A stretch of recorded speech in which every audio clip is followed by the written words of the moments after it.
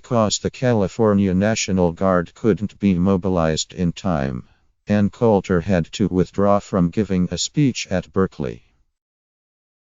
If you take it seriously, that's the import of Berkeley's decision to do everything it could to keep the conservative provocateur from speaking on campus over safety concerns. If somebody brings weapons, there's no way to block off the site, or to screen them, the chancellor of the university said of Coulter's plan to go ahead and speak at an open-air forum after the school cancelled her talk scheduled for this week. The administrator made it sound as if Coulter would have been about as safe at Berkeley as she would have been addressing a meeting of Miss 1-3, and he might have been right. We have entered a new, much less metaphorical phase of the campus speech wars, where beyond hissing or disinviting, we're no longer talking about the heckler's veto, but the masked thugs who will burn trash cans and assault you and your entourage veto. Coulter is a rhetorical bomb thrower, which is an entirely different thing than being a real bomb thrower. Coulter has never tried to shout down a speaker she doesn't like. She hasn't thrown rocks at cops. She isn't an arsonist. She offers up provocations. She gamely defends in almost any setting with arguments people are free to accept, or reject, or attempt to correct. In other words, in the Berkeley context, she's the liberal. She believes in the efficacy of reason and in the free exchanges of ideas. Her enemies do not. Indeed, the budding fascism that progressives feared in the Trump years is upon us. Although not in the form they expected, it is represented by the black-clad shock troops of the Antifa movement who are violent, intolerant, and easily could be mistaken for the street fighters of the extreme right in 1930s Europe. That they call themselves Antifa speaks to a colossal lack of self-awareness.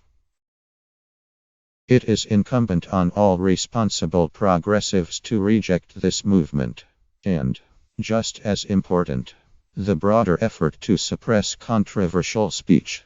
This is why Howard Dean's comments about hate speech not being protected by the First Amendment were so alarming. In Dean's defense, he had no idea what he was talking about, but he was effectively making himself the respectable voice of the rock throwers.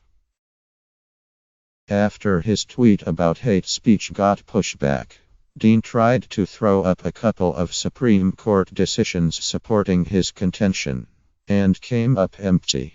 As Eugene Volokh of UCLA Law School explained, the court has defined non-protected fighting words narrowly as insults directed at a specific person, having unwelcome opinions on immigration, or a whole host of other issues, doesn't remotely qualify. The upshot of Dean's view was, Berkeley is within its rights to make the decision. It puts their campus in danger if they have her there. This justification, advanced by the school itself, is profoundly wrong-headed. It is an inherently discriminatory standard, since the Berkeley College Republicans aren't given to smashing windows and throwing things when an extreme lefty shows up on campus, which is a near-daily occurrence.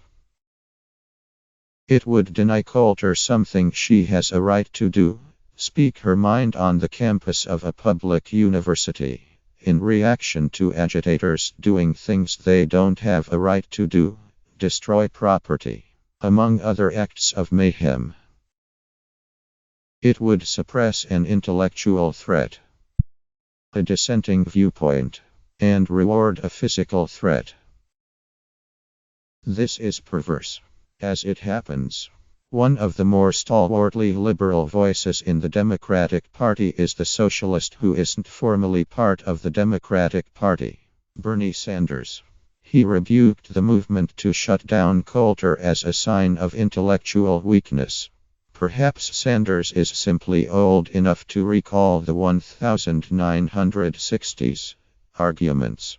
Free speech advanced by a different generation of Berkeley protesters. It is welcome, nonetheless. For now, there is a consensus in favor of free speech in the country, is especially entrenched in the judiciary.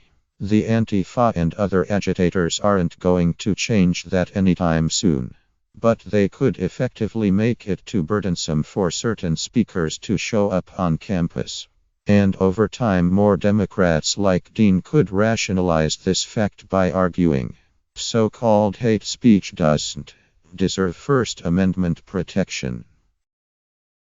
So, it isn't enough for schools like Berkeley to say that they value free speech, yet do nothing to punish disruptors, and throw up their hands at the task of providing security for controversial speakers. If everyone else gets safe space at Berkeley, Coulter deserves one.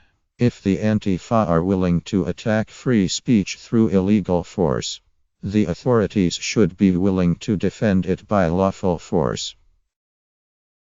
Heck, if necessary, call out the National Guard.